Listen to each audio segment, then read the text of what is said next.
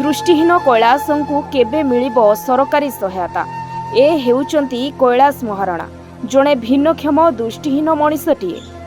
गंजाम जिला कुकुड़ाखंडी ब्लॉक अंतर्गत लचापड़ा पंचायत रे वृत्ति हेउची सुपुल, दांतकिली, पांपड़ सह अन्यान्य टुकुरा मुकुरा सामग्री बिक्री करिबा।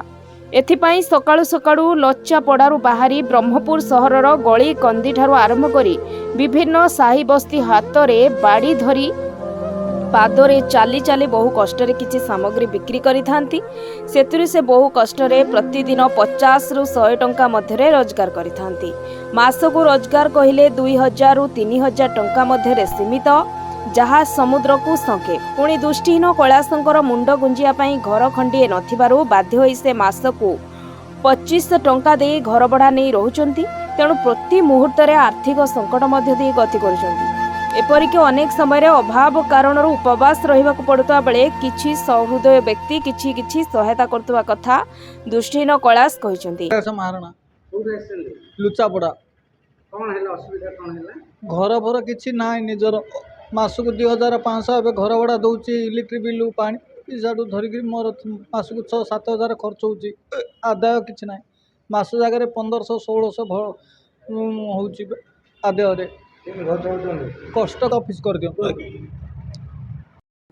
एपरि स्थले सरकार तरफ दारिद्र्यर सीमा रेखा तले थिबा लोकमानक पई रहिछि अनेक योजना। सरकार चाहुचंती केही भोकरे रहिबेनि कि केही बासहरा हेबे नाही।